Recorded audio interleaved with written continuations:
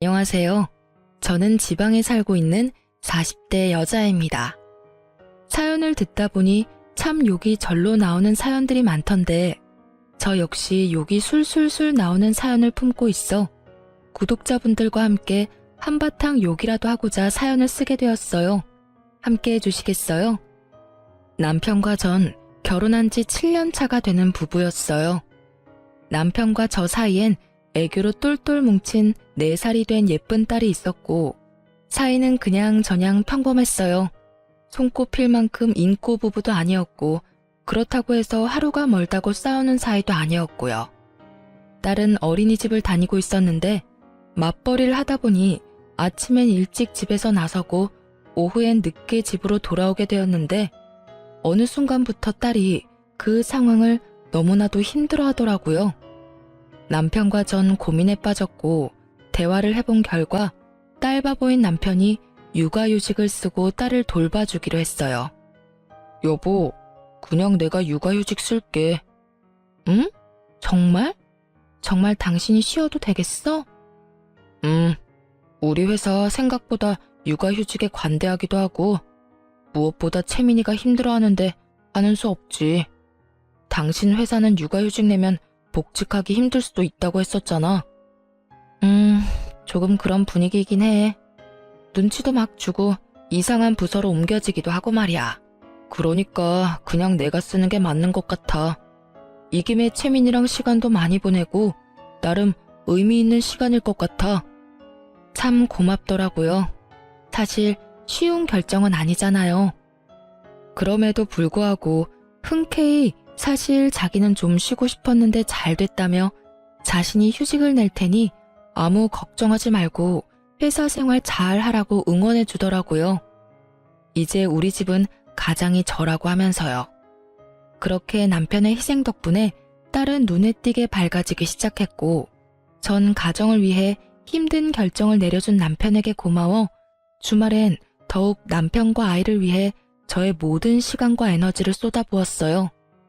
그렇게 참 든든하고도 고마운 남편이었는데 어느 순간부터 저의 고마웠던 마음이 무너져 내리기 시작했어요. 시작은 사소했습니다. 육아휴직 후 처음엔 청소부터 빨래, 설거지까지 싹 해놓던 남편은 어느 순간부터 아무것도 하지 않기 시작하더라고요. 그럴 수 있다고 생각하며 남편을 이해하려고 노력했지만 도저히 이해되지 않는 것이 있었어요. 그건 바로 자신이 먹은 밥그릇조차 씻어놓지 않고 방치해두는 것이었는데 그건 남편이 회사 생활을 할 때도 척척 알아서 다 하던 일이었던 터라 저로서는 더욱 이해가 되지 않더라고요. 남편이 휴직을 한다고 해서 딸이 어린이집을 나가지 않는 것도 아니고 다 해놓은 국에 반찬에 밥만 퍼서 먹고 그 그릇 정도야 씻을 시간이 충분할 텐데 그마저도 하지 않는 건 해도 너무한다는 생각이 들었어요. 하지만 가족을 위해 희생한 남편에게 이런 잔소리까지 하고 싶지 않았던 저는 그냥 제가 좀 더 움직이자는 생각을 하며 참고 또 참았어요. 그러던 어느 날 퇴근을 하고 집으로 갔더니 집이 엉망진창도 그런 엉망진창이 또 없더군요. 옷방엔 옷이란 옷은 다 꺼내져 뒤엉켜 있었고 거실엔 아침에 아이가 펼쳐놨던 장난감들이 그대로 있고 욕실 바닥엔 머리카락으로 무슨 짓을 한 것인지 남편의 머리카락이 엄청나게 떨어져 있더라고요. 거기서 끝이 아니었어요. 주방 싱크대엔 아침에 먹은 그릇들과 온갖 음식물들이 그대로 쏟아져 있었고 식탁 위엔 점심때 끓여 먹은 라면 냄비와 그릇, 김치통이 고스란히 올려져 있었어요. 폭격을 맞은 집안꼴에 저는 분노가 끓어오르고 있었고 남편과 딸은 집안 어디에도 없었어요. 전 남편에게 전화를 걸어보았지만 돌아오는 것은 안내 멘트 뿐이더군요. 받지 않는 전화를 수없이 걸어대는 것도 잠시 전 집을 정리하기 시작했고 끝나지 않을 것만 같던 집도 차츰차츰 정리가 되어갔어요. 정리를 끝낸 후 욕실 청소를 하는 김에 몸도 씻고선 나왔고 그 모든 걸 마쳤는데도 남편과 딸은 돌아오지 않더라고요. 전 다시 남편에게 전화를 걸었지만 여전히 남편은 전화를 받지 않았고 그쯤 되니 화보다는 걱정이 되기 시작했어요. 경찰에 신고라도 해야 하나? 밖에 나가서 찾아봐야 하나? 온갖 생각이 머릿속을 오가는 그 순간 남편과 딸이 들어서더라고요. 두 사람의 표정은 저와는 상반되게 밝았고 전 안도감과 함께 다시 화가 끓어오르기 시작했어요.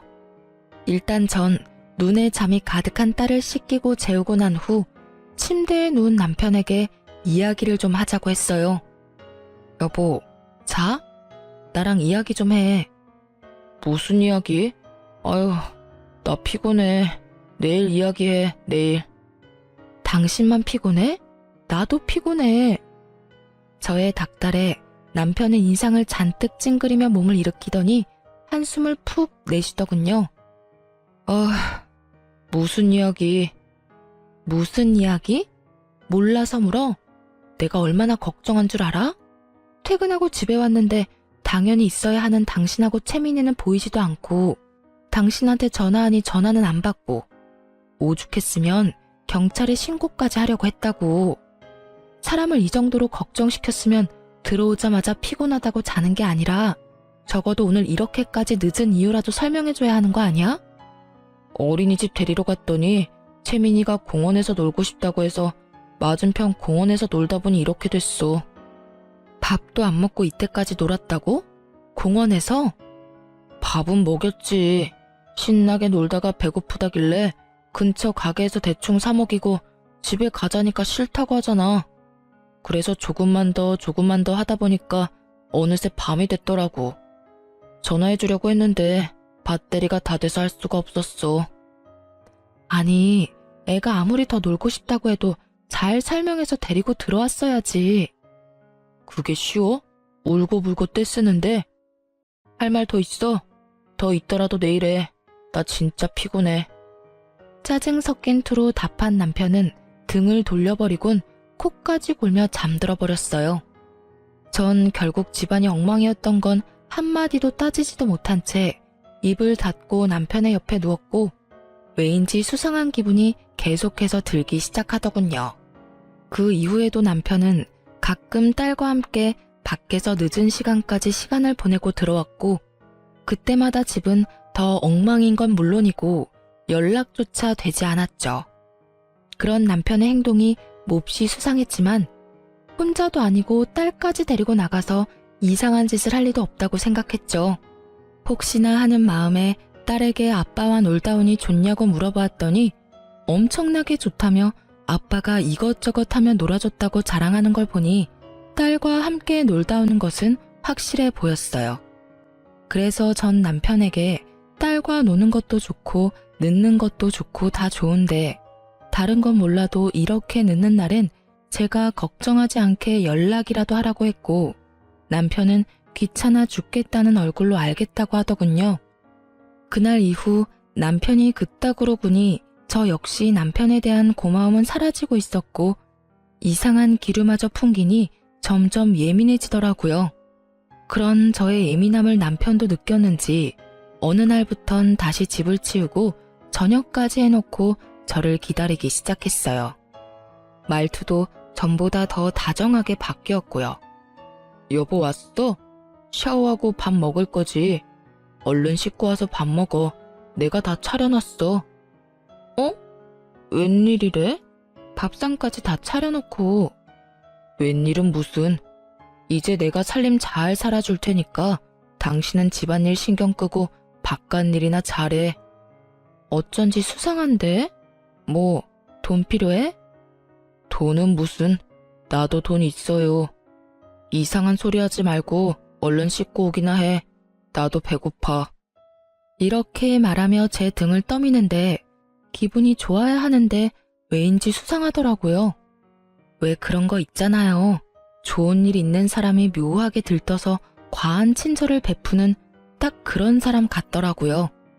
전 남편의 행동이 더욱 의심스럽게 느껴졌고 그렇게 남편을 주시하고 있는데 아이의 어린이집 체육대회 날이 다가왔어요. 남편과 전 체육대회에 참가하게 되었고 그날 전 남편이 왜 그렇게 수상했는지 비로소 알게 되었습니다. 딸아이의 담임 선생님은 상냥하고 선한 인상의 처녀 선생님이었는데 남편과 주고받는 인사에서 과한 친근함이 느껴졌어요. 어머, 채민이 아버님 오셨어요? 오늘 멋지게 하고 오셨네요. 에이, 멋있어봤자 아저씨인데요 뭘. 그런 말씀하시는 선생님이야말로 오늘 예쁘신데요? 운동복도 잘 어울리시네요. 그래요? 감사합니다 아버님.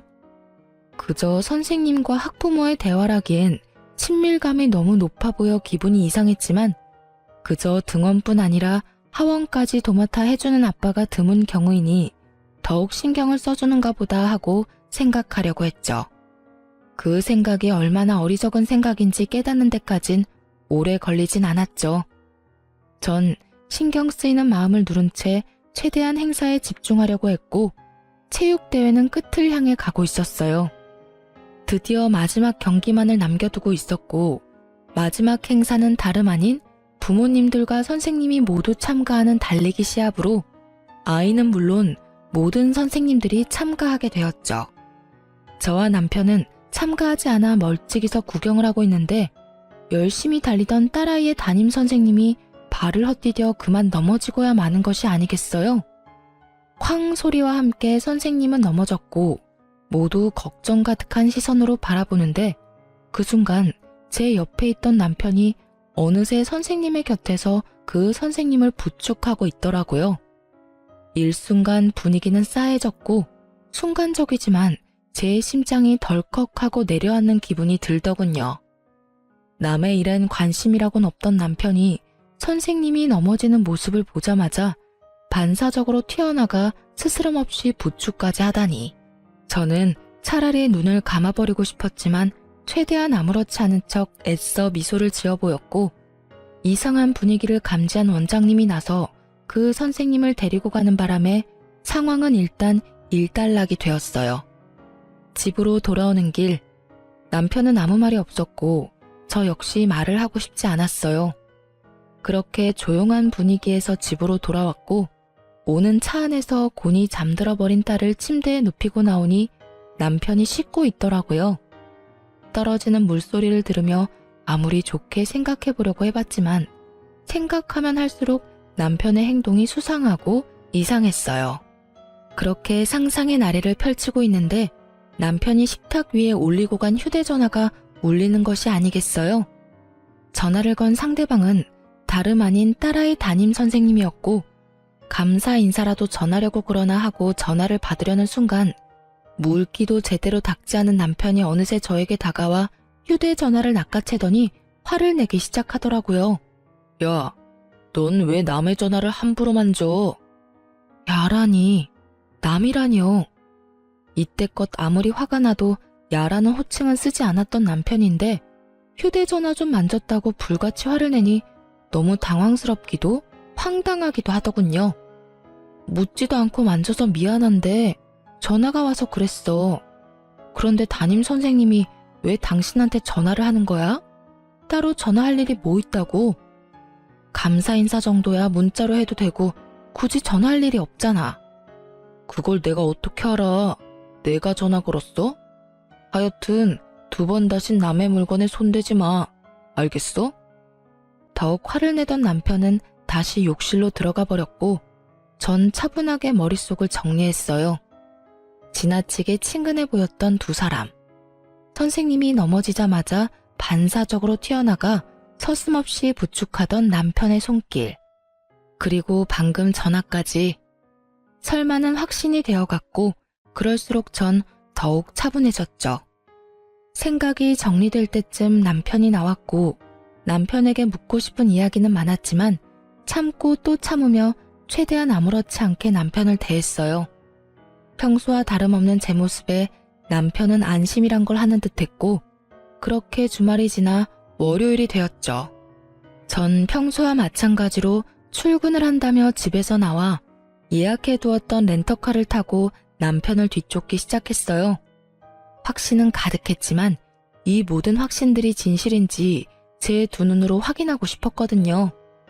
주로 남편이 늦게 오는 날이 월요일, 목요일이었던 터라 미행의 날을 월요일로 정했고 저의 미행은 그렇게 시작되었어요.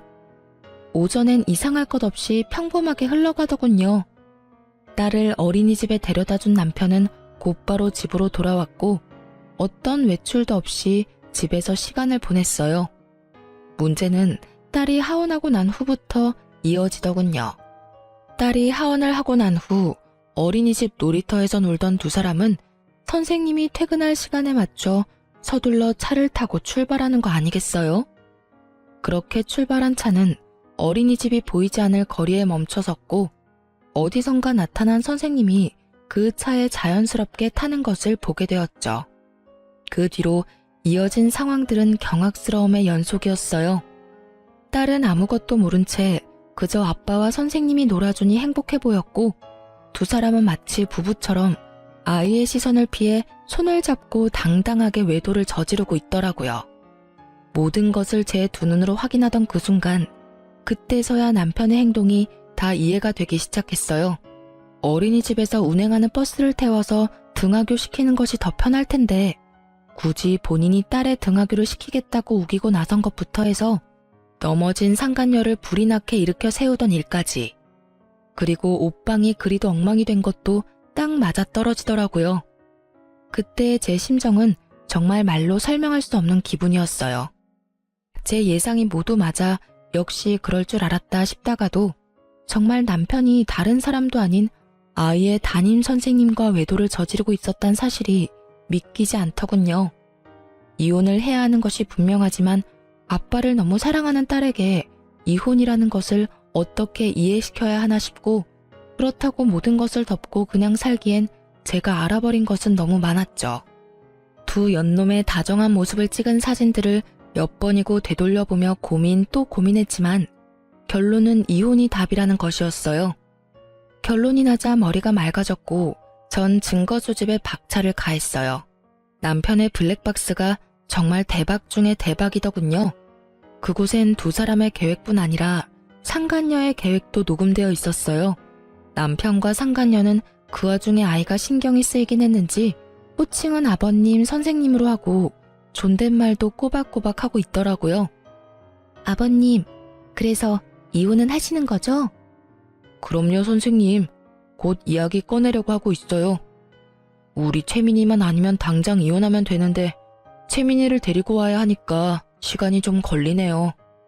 제대로 된 약점이라도 잡아야지 양육권을 가지고 올 수 있을 텐데 그게 쉽지는 않네요. 하긴 그렇긴 하겠네요. 그래도 노력 좀 해줘요. 저도 채민이랑 꼭 같이 살고 싶으니까요. 그렇게 말해줘서 고마워요, 선생님. 한번 갔다 온 것도 미안한데 채민이까지 받아주고. 내가 이혼만 하고 나면 정말 잘해줄게요. 선생님이 후회하지 않도록 정말 잘할 거예요.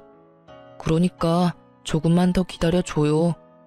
거북하기 짝이 없는 대화가 오가고 이내 남편은 화장실을 간다며 차에서 내리고 상간녀가 자신의 엄마와 통화를 하기 시작했어요. 엄마. 괜찮아. 잠시 화장실 갔어. 채민이? 채민이도 같이 있지. 피곤했는지 아까부터 자. 결혼? 일단 좀 기다려봐. 이혼을 해야 결혼을 하든 말든 하지. 채민이 정말 키울 거냐고? 내가 미쳤어? 내가 애를 왜 키워? 그것도 남의 새끼를. 그 사람이 워낙 딸을 예뻐하니까 일단 키운다고 말만 하는 거지. 그래야 이혼을 할 거 아니야. 일단 이혼시키고 결혼하고 나면 임신부터 서둘러서 하고 뱃속에 애 핑계대면서 채민이 시댁에 보내버릴 거야. 들킬 일 없다니까. 그 여자 눈치라고는 없어서 체육대회 때 그런 일까지 있었는데도 아무것도 모르고 있다고 하더라니까. 심지어 내가 그이한테 전화한 것도 다 봤는데도 여전히 모른다고 하던데. 그러니까 그런 걱정은 하지도 마. 엄마 어린이집엔 피해 안 가도록 우리가 알아서 할 테니까. 엄마는 그저 어린이집 어떻게 확장할지 그 계획이나 잘 세우세요. 알고 보니까 그의 능력만 좋은 게 아니라 집도 잘 살더라니까. 내가 시집가서 아들 하나만 딱 낳아주면 게임 끝이라니까. 그래. 그러니까 엄마는 아무 걱정하지 말고 어린이집 계획이나 잘 세우세요. 나한테 물려줄 어린이집 잘 키워달라고요. 그이 온다. 이만 끊어? 참 대단한 여자더라고요. 유부남 꼬셔서 이혼시키는 것도 뻔뻔하다 싶은데 애까지 뺏어가다뇨. 심지어 그 애는 바로 시댁에 버릴 계획까지 세우고 있다니. 거기다 명색에 어린이집 원장이라는 여자는 자기 딸을 말리기는커녕 이 미친 계획을 돕고 있었다니 정말이지 제대로 난년이긴 하더라고요. 그 뒤로는 굳이 들어보지 않아도 뻔했기에 더는 듣지 않았어요. 이미 다스릴 수 없을 만큼 화가 나 치가 떨려왔고 남편도 남편이었지만 상간녀만큼은 절대로 용서할 수 없는 지경이었어요.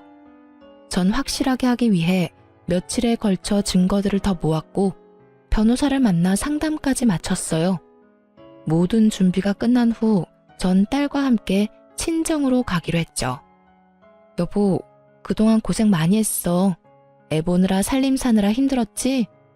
내가 채민이 데리고 친정에 가서 며칠 지내다 올 테니까 자유 남편 좀 해. 오랜만에 친구도 좀 만나고 술도 마시고 간만에 자유를 좀 누려. 진짜? 며칠이나 있다가 올 건데? 나 정말 쉬어도 돼? 그럼 정확히 날짜는 모르겠는데 이틀은 일단 있지 않을까? 아무튼 푹 쉬어. 당신이 생각하는 것보단 오래 있다가 올 거야. 제 말에 남편의 얼굴엔 웃음꽃이 피었고 전 입이 귀에 걸린 남편을 뒤로 한 채 친정으로 와버렸어요. 친정에는 진작 상황을 설명했던 터라 저와 딸을 반겨주셨고 부모님들 덕분에 전 이혼에만 집중할 수 있었어요. 남편은 저의 예상대로 상간녀를 집에 불러들였고 모든 장면을 홈 CCTV를 통해 지켜보고 있었습니다. 자기야, 나왔어. 여기가 자기 집이야? 그럼 내 집이지. 와, 진짜 좋은데? 우리도 결혼하면 이렇게 좋은 집에서 사는 거야? 이거보다 더 좋은 집에서 살아야지. 그 여자 맨몸으로 내쫓고 여기보다 더 좋은 집에서 자기랑 나랑 채민이랑 행복하게 살자. 그래, 우린 정말 행복하게 살 수 있을 거야. 내가 그렇게 만들어줄 거거든. 그나저나 그 여자는 웬일로 채민이까지 데리고 친정에 갔대? 나도 몰라. 나보고 그동안 수고했다면서 좀 쉬라고 그러던데. 하긴 우리 자기 수고하긴 했지. 나랑 바람 피우느라. 그동안 고생했는데 내가 피로 쫙 풀리게 안마라도 해줄까? 진짜? 좋지. 더는 구역질이나 볼 수가 없더라고요. 모든 상황은 녹화가 되고 있었고 전 휴대전화도 끄고 눈도 그냥 감아버렸어요.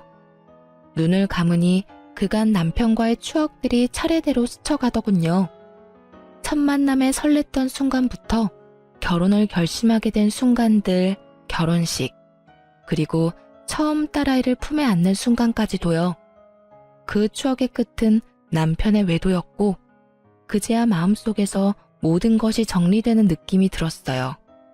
이혼하겠다고 마음먹은 것과는 별개로 그 순간까지도 남편에 대한 미련 비슷한 것들이 남아 저를 힘들게 하고 있었는데 비로소 그때 모든 것이 떨쳐지더라고요.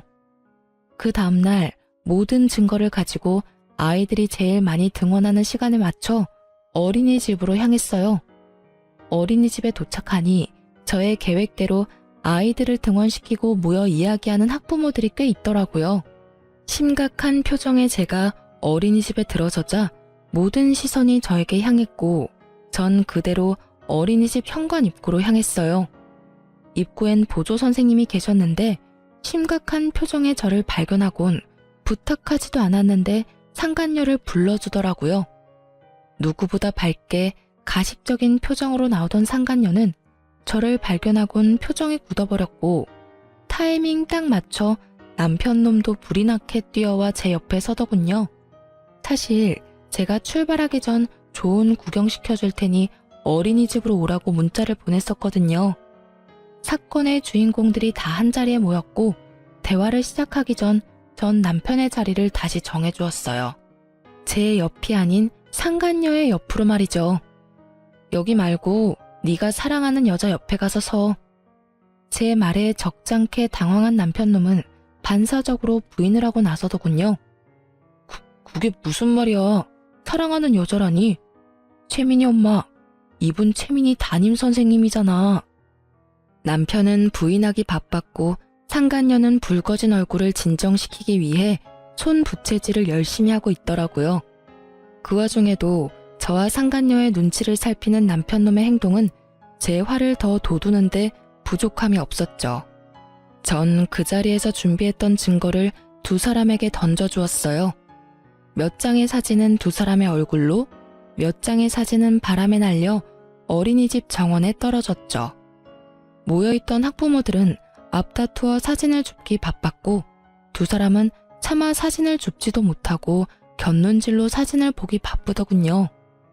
무슨 말인지 정말 몰라서 그딴 말을 짓거리는 거야? 너 육아휴직 내고 애를 보는 게 아니라 여자를 보고 살았더라? 좋았니? 행복했어? 왜? 젊은 여자랑 같이 살 생각하니까 절로 웃음꽃이 폈어? 저는 언성을 높이며 소리를 질러버렸고 남편과 상간녀의 얼굴은 빠른 속도로 새파랗게 질려가기 시작했어요.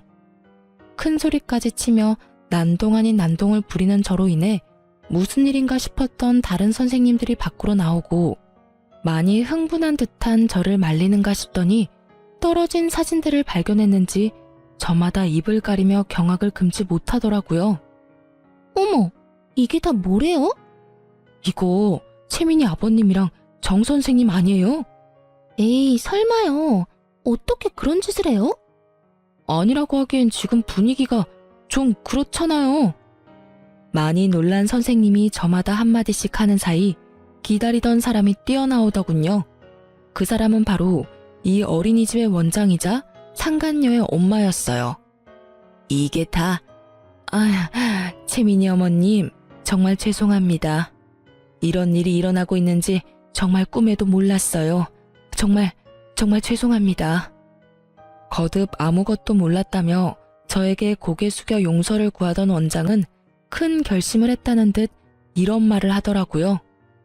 제가 직원 교육을 잘못 시켜도 한참 잘못 시켰습니다. 책임지고 해고하고 이 바닥에 다신 발도 못 붙이게 할 테니 힘드시겠지만 일단 진정 좀 해주세요, 어머님. 진정? 지금 내가 진정하게 생겼어요? 암요. 진정하시기 힘드시다는 거 저도 잘 압니다. 그러면 다른 학부모님들도 다 보고 계시고 일단 들어오셔서 이야기 나누실까요? 코웃음이 다 나더라고요. 상간녀와 남편의 관계를 진작 다 알고 있었다는 것을 블랙박스를 통해 다 알고 있는데 이리 소름이 끼치는 연기를 펼치며 아무것도 모르는 척을 해대니 코웃음이 날 정도로 어이없을 수밖에요. 저기요, 직원 교육은 둘째치고 딸 교육은 어떻게 했길래 이딴 짓을 벌일 수가 있죠? 네? 어머님, 그게 무슨 말씀이신지 다 알고 있으니까 발뺌할 생각도 하지 마세요. 이 여자, 당신 딸이잖아. 아니 도대체 딸 교육을 어떻게 했으면 학부모이자 유부남인 남자와 놀아날 수 있는지 딸 키우는 입장에서 도저히 이해가 안 되네. 그걸 어떻게 아무도 모르는 사실인데? 지금 어떻게 알았는지가 중요해. 내가 뭘 얼마나 더 아는지는 궁금하지 않은가 봐. 나 당신네들 통화하는 것도 다 들었어. 뭐? 일단 이혼부터 시키고 임신부터 해서 내 딸을 시댁으로 보내버린다고? 그게 인간이 할 말이야? 그게 아이들을 보살피는 선생 입에서 나올 말이냐고. 저는 다시 한번 악에 받쳐 소리를 질러버렸고 제 말에 모여있던 학부모들은 경악을 금치 못한다는 표정을 지어 보이더군요. 남편 역시 화가 났는지 상간녀를 닥달하기 시작했고 상간녀는 절대 아니라며 잡아떼기 바쁘더라고요. 이 말이 전부 사실이야? 우리 채민이 버릴 생각이었어? 아니야, 자기야.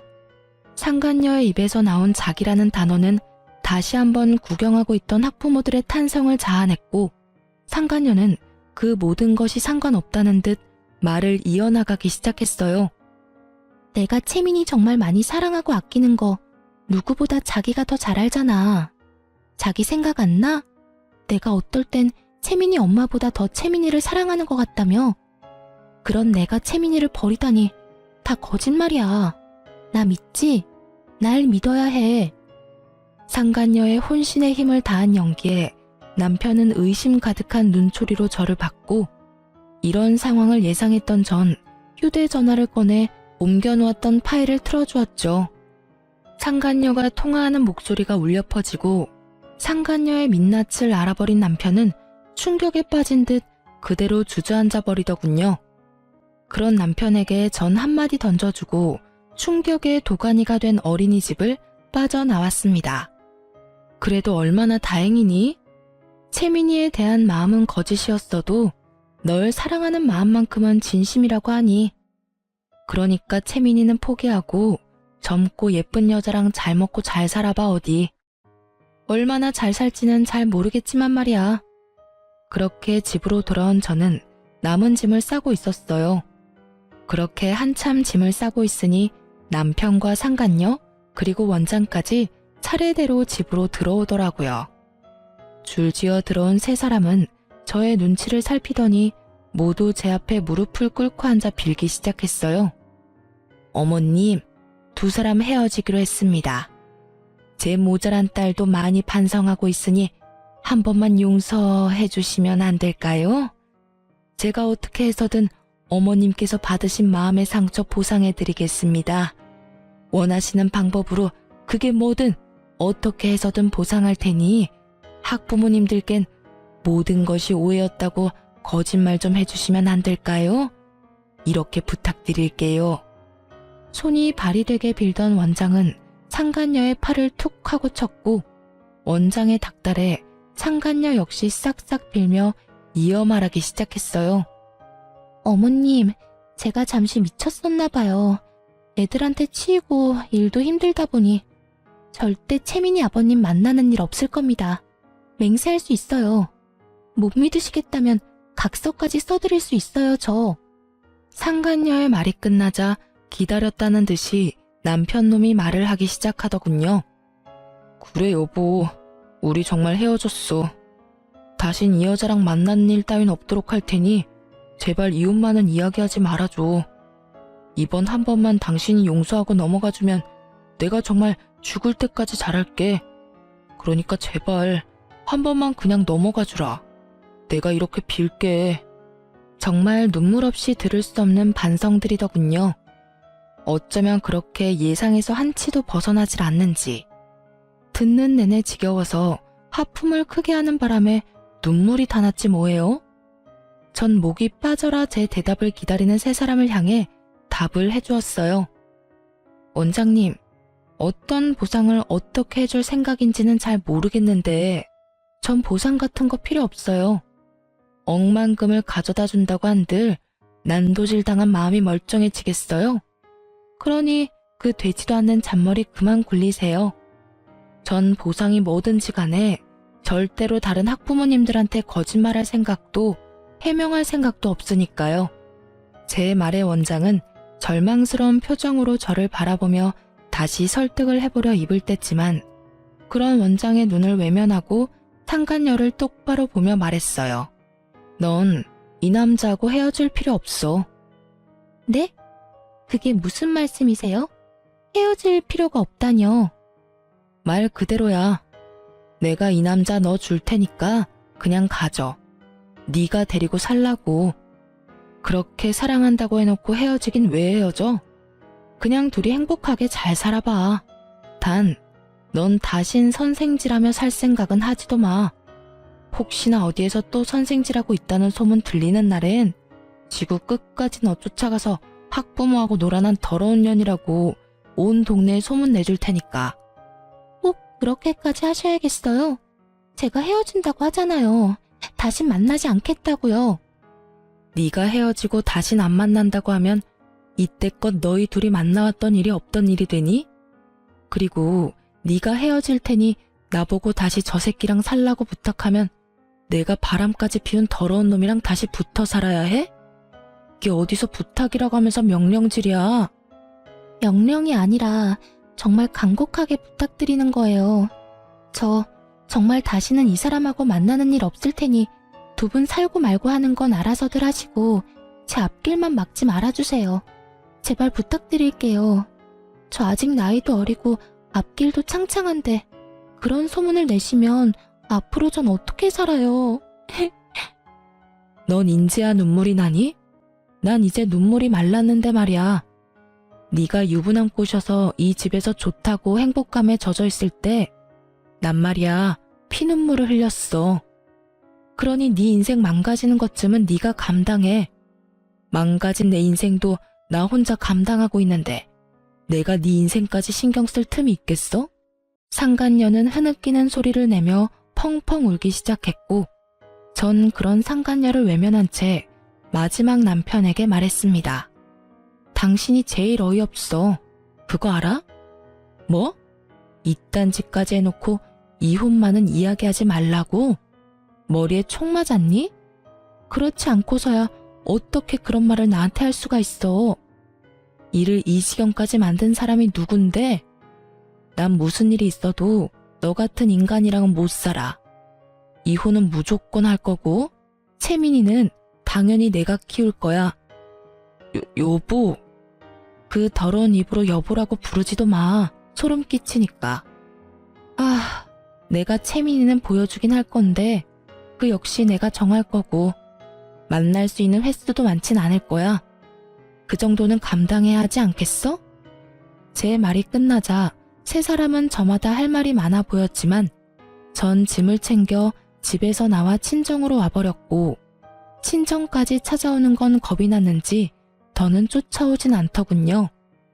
전 친정에서 부모님의 도움을 받으며 이혼과 함께 상간녀 소송을 진행했고 그 과정은 정말 길고도 험했습니다. 하지만 과정이 힘들었던 만큼 제가 원하는 결과를 얻게 되었고 무엇보다 양육권을 지킬 수 있게 되어 참 다행이었어요. 이혼을 하고 난 후 해당 어린이집은 원장 딸이 학부모와 놀아났다는 소문이 빠르게 퍼져 1년도 안 되어 문을 닫게 되었고 더러운 소문에 휩싸였던 어린이집이라 선뜻 맡겠다는 사람이 나타나지 않는다고 하더군요. 그 덕에 원장은 그 비싼 월세를 울며 겨자 먹기로 내야만 했고 어린이집을 연 지 1년도 채 되지 않았던 터라 투자금도 회수하지 못한 채 문을 닫게 된 원장은 거의 알거지 신세가 되었다는 소식을 들을 수 있었어요. 상간녀 역시 업계에 소문이 다 퍼져 취업이 어려울 것이라고 하고요. 이러나 저러나 저에겐 참 통쾌한 소식이더군요. 그렇게 저의 채증을 시원하게 날려주는 소식들이 전해지는 동안 시댁에서도 모든 사실을 알았는지 전화가 왔더라고요. 모든 상황을 이제서야 아셨다며 저를 대신해 전 남편 욕을 해주시더군요. 채민어미야, 이야기 다 들었다. 어떻게 이런 일이 있을 수가 있는지 마음고생 많이 했지? 아, 처음 알았을 땐 많이 힘들었는데 이혼하면서 마음 정리를 해서 그런지 이제 많이 괜찮아졌어요. 매번 괜찮다고만 하니 정말 괜찮은 건지 아니면 그냥 괜찮다고 하는 건지. 며칠 전에 그 녀석이 집으로 찾아왔더구나. 젊은 여자 손을 잡고 왔길래 무슨 일인가 싶었는데 그때 모든 사실을 다 털어놔서 우리도 알게 됐어. 낯짝도 두껍지. 아무리 부모 앞이라도 부끄러운 것도 모르고 잘도 그 여자를 데리고 와선 말도 안 되는 소리를 늘어놓는데 정말 마음 같아선 뱃속에 다시 넣어버리고 싶었어. 어머님, 아버님 많이 놀라셨겠어요. 놀라기만 했겠어?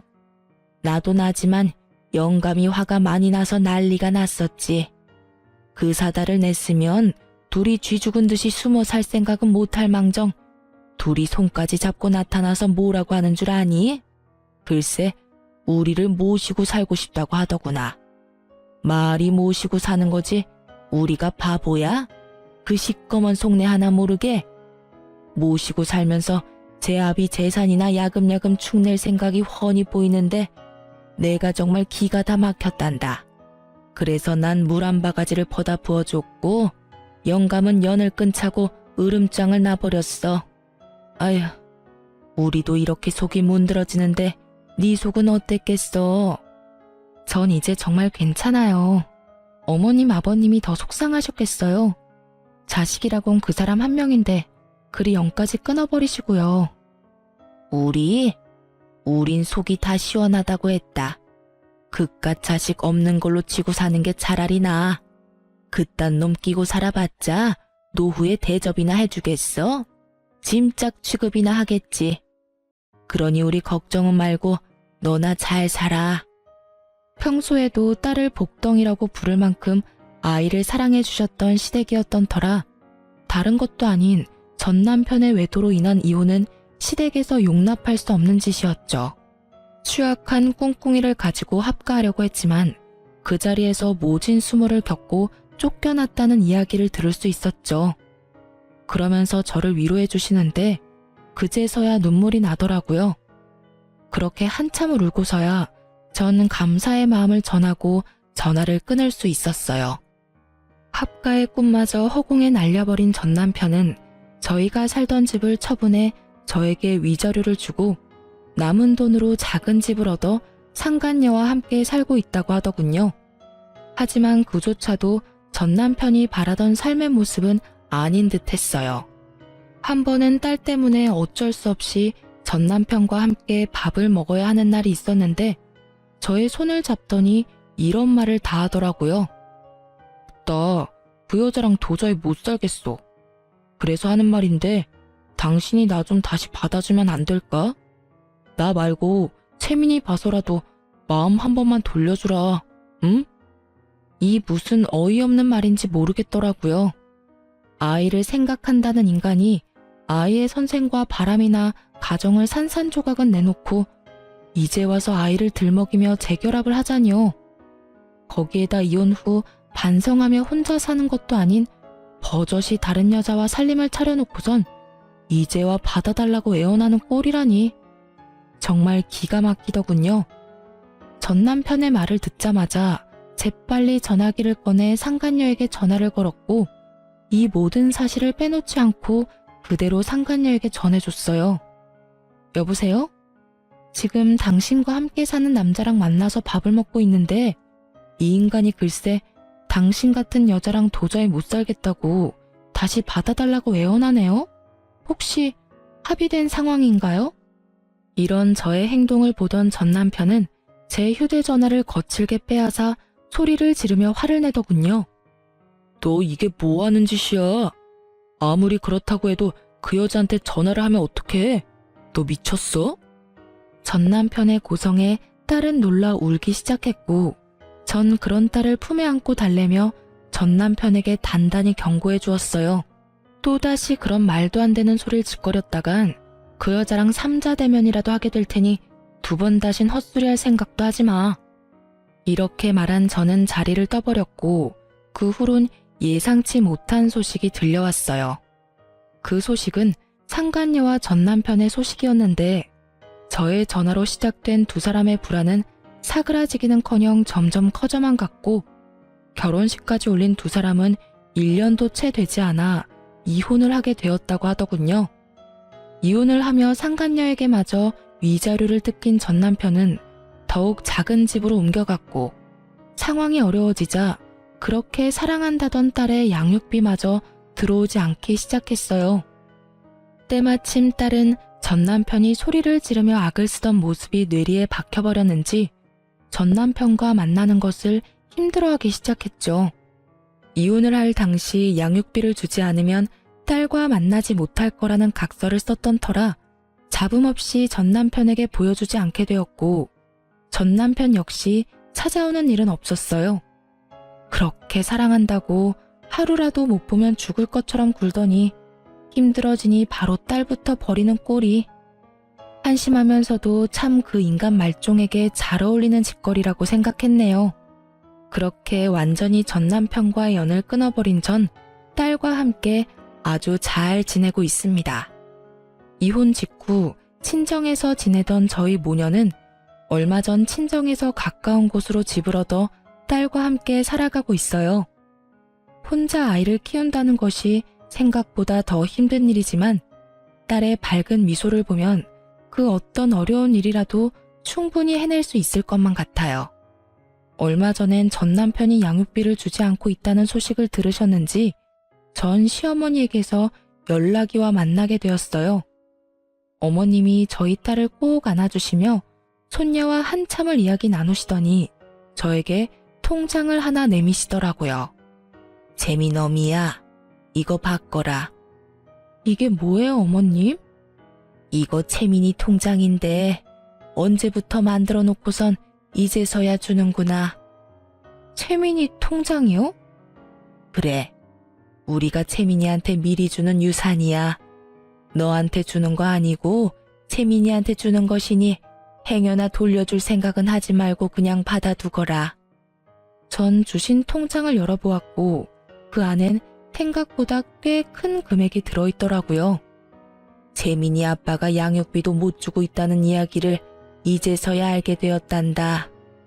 혼자 감당하는 게 쉬운 일이 아니었을 텐데 넌 그런 일이 있었으면 진작 연락을 했어야지. 하긴 네가 그런 일로 연락할 사람 같았으면 이혼할 때 진작 우리한테 연락해서 한몫 크게 받아갔겠지. 어찌 그리 욕심이 없어? 네가 힘들다고 했으면 우리가 진작 나서서 도왔을 텐데. 생각하시는 것처럼 힘들지 않았어요.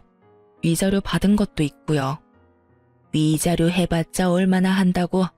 잔말 말고 받기나 해. 어머님, 이건 너무 많아요. 제가 웬만하면 채민이 앞날 생각해서 그냥 받으려고 했는데 이건 너무 과해요. 그냥 이거 넣어두시고 제가 너무 힘들어서 안 되겠다는 생각이 들면 그때 연락드릴게요. 그때 가서 조금 힘이 되어주세요. 화하기는 무슨? 네가 아직 세상 때를 덜 묻었구나. 조금 더 살아봐. 내가 그때 그 통장을 받았어야 했는데 하고 후회하는 날이 올 테니 그때 가서 후회하지 말고 줄 때 감사합니다 하고 받으렴. 네가 말하는 그때까지 우리가 살아있을지 죽었을지 누가 알겠어? 우리 같은 늙은이들 언제 어떻게 될지 모르는 거고. 정신이라도 멀쩡할 때 우리가 직접 너한테 전해주고 싶어서 그래. 그러니 이 늙은 어미손 부끄럽게 하지 말고 냉큼 바꿔라. 그리고 이 돈으로 우리 채민이 하고 싶다는 거 망설이지 말고 다 시켜줘. 감사합니다, 어머님. 그럼 제가 이 돈만큼은 꼭 채민이만을 위해 쓰도록 할게요. 그렇게 전 감사한 마음으로 통장을 받았고 그 도움 덕분에 딸의 교육비 걱정은 덜 수 있었어요. 가끔 이런 생각을 해요. 우리 딸이 조금 더 자라서 이혼한 저를 원망하진 않을까 하는 그런 생각이요. 그런 생각이 들 때마다 전 딸에게 더욱 잘하려고 노력하고 있습니다. 제가 더 잘하고 더 잘 보살피면 원망의 마음이 이해의 마음으로 변할 수도 있지 않겠어요? 앞으로도 전 딸과 함께 더 많은 것을 보고 더 많은 것을 경험하며 그렇게 함께 지내볼 예정이에요. 이로써 저의 사연은 끝이 났네요. 긴 시간 저의 사연 들어주셔서 감사합니다.